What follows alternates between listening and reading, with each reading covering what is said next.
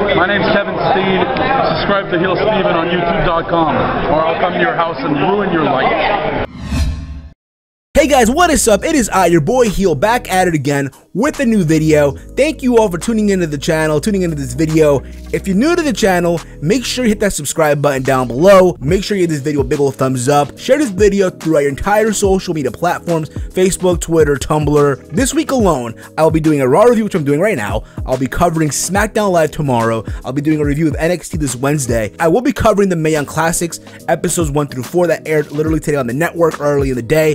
So literally this week alone, I'll be busy with this channel. So make sure you subscribe to this channel, your notifications are on, be on the lookout when these videos drop on this channel. Another way to support this channel is by following me on Twitter at HeelSteven, where I do tweet throughout most of these shows, Raw, SmackDown, NXT, Impact, and pay-per-views also. This episode of Raw tonight for August 28, 2017, I'm gonna say it was an okay show, with obviously the best segment of the show being John Cena sunning the shit out of Roman Reigns in that promo. If anything, you should tune in just for that alone. But the show kicked off with The Miz, with The Miztourage, and before Miz even speaks, Angle comes out and he tells The Miz that, hey, he understands that Miz is not happy about the IC title not being defended at SummerSlam, and he feels that, hey, the IC title being devalued. And then Miz says that Angle disrespecting him and the Intercontinental title. And Angle says that the Intercontinental title will be defended at No Mercy, and also next week against the winner of the Battle Royal. The Battle Royal, for what it was okay. The moments of this match was Finn Balor and the Club eliminating the Big Show. People thought, oh, the Balor Club are forming and shit. Nope, that didn't happen. We had Matt Hardy eliminating Carl Anderson, and then Luke Gallows grabbing the legs of Matt Hardy. Keep this in mind, Luke Gallows already eliminated in this match, so you can tell they're going to continue on the feud with the Hardy Boys in the Club. And then Finn Balor gets eliminated by Bray Wyatt. Keep this in mind, Bray Wyatt wasn't even in the match. So then it was down to Elias, Jeff Hardy, and Jason Jordan. And let's be real about it, I think a lot of us here want Elias to win because we all want to walk with Elias. And then Jeff Hardy eliminated Jason Jordan, as Jason Jordan was trying to eliminate Elias as well. So Jeff Hardy is now the #1 contender and will face The Miz next week for the Intercontinental Championship. People are saying, oh, it's a singles push already, and honestly, I don't see it that way. I think if anything, just to give Miz some momentum. And I think at No Mercy, what we will see is Jason Jordan versus The Miz. Comment down below your thoughts on that. What do you see happening at No Mercy with The Miz and all that with the Intercontinental title? Then we get a backstage segment with Alexa Bliss where she claimed that tonight she will take back her throne. And then we had the Cruiserweight debut of Enzo Amore versus Noam Dar. I'll be honest, this match was just whatever.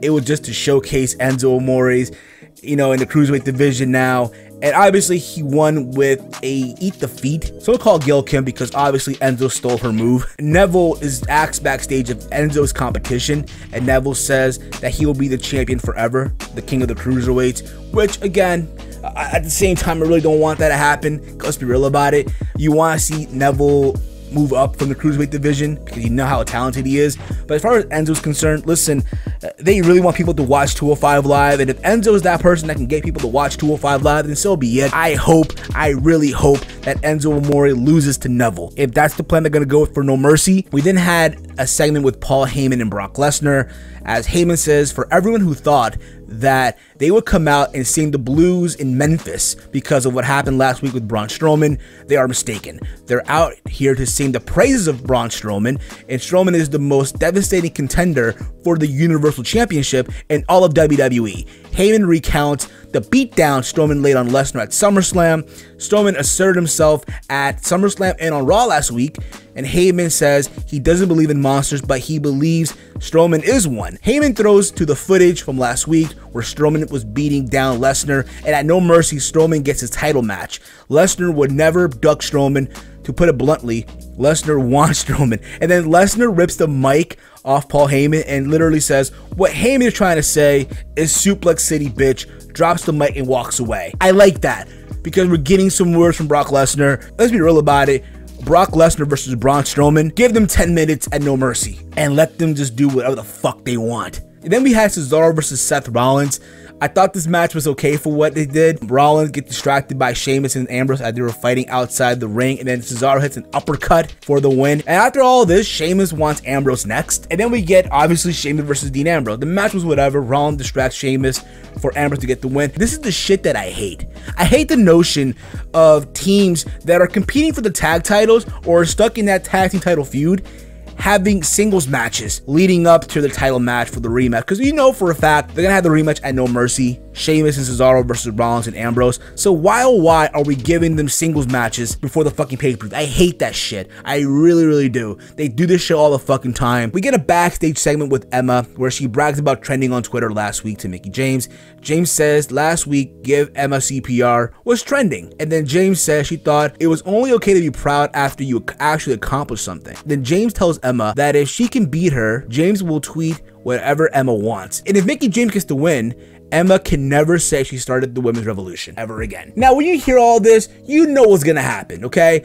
Let's keep it 100, okay? It's so ridiculous. And then we had the match, Emma versus Mickie James. Emma comes out, I'm telling you right now, to the crappiest talk show theme I have ever heard. What the fuck happened to her old theme song? I'm just saying. With that being said, she gets a win over Mickie James. Now, it was a quick match, and then Emma grabs the mic and says that she started the women's revolution repeatedly. So you pretty much know what Emma wants Mickie to tweet throughout the entire night. I'm just assuming here. Let's keep it 100. And then we get the contract signing between Roman Reigns and John Cena, where literally Cena was pure savage. Cena literally sunned the crap out of Roman Reigns. John Cena on the mic, just saying a scripted promo, does it better than your favorite manila midgets on the indie circuit that do promos unscripted. Because if you're real about it, on the indies, a lot of these promos are very unorganized. It's just really there, whatever. It's all literally all over the fucking place. But here's my thing about this whole promo as well. Again, this promo was great. It was awesome between both these guys, the segment of the show. But my only problem is this, okay? You're literally giving this match away at No Mercy. When you think about it, yes, John Cena, Roman Reigns, two guys a lot of people don't really like. Say what you want. This match should take place on a big stage like WrestleMania. This is a money match, and we're giving it away on a filler pay-per-view like fucking No Mercy. I understand, hey, you want people to get the network. I understand you want people to watch No Mercy. I understand it's LA.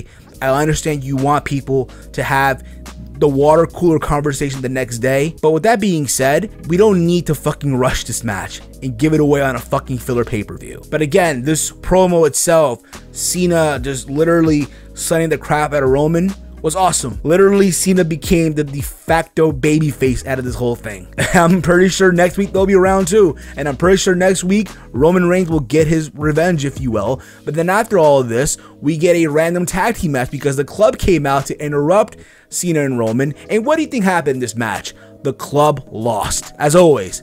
Nothing too I hate. When two guys are feuding, you don't need to fucking put them in a tag team match. Why do they keep doing this shit? It's fucking beyond me. It's so fucking stupid. We're supposed to believe the two guys can't stand each other. They hate each other, especially after Cena savagely owned Roman. Why the fuck would they want to team up now? Don't get me wrong, Roman had his moments too, but come on, Cena just outwashed him. And then after all this, we had Elias. He talks how he was in the Battle Royal and it didn't go his way.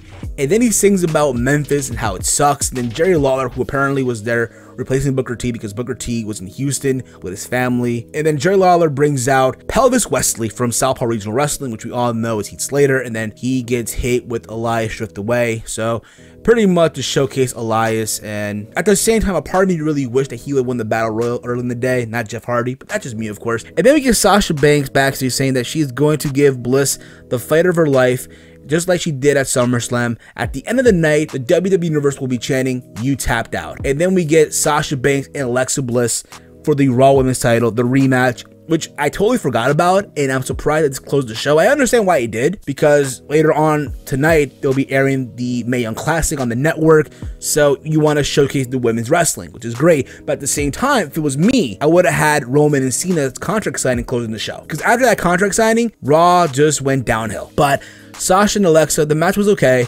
Alexa won like everyone expected, and the crowd literally for this match sucked. There was literally no reaction at all. And after the match, Nia comes out and she attacks Sasha Banks. She celebrates with Alexa because obviously they're friends, what have you. And then out of nowhere, Alexa is on Nia's shoulders and then Nia just drops her. and then grabs the belt, lifts it up to close the show. As you'll remember, there was a match between Nia Jax and Alexa Bliss a while back on Raw where it ended in a disqualification. I'm pretty sure at No Mercy we will see Alexa Bliss versus Nia Jax, but we'll see where this goes. Now, part of me says too they'll probably do a three-way with Sasha in it because fuck it, why not? I will not be a fan of that. Again, we'll see where this goes down. But again, Raw tonight was an okay show with an awesome segment with Cena and Roman. You should go back to just watch that in itself. Drop me a comment down below your thoughts on Raw tonight. Did you enjoy it or not? Follow me on Twitter at HeelSteven. Make sure to like all my videos. And as always, hate, comment, and subscribe. And until next time, it's your boy Heel. Remember, on this channel, it's wrestling and whatever.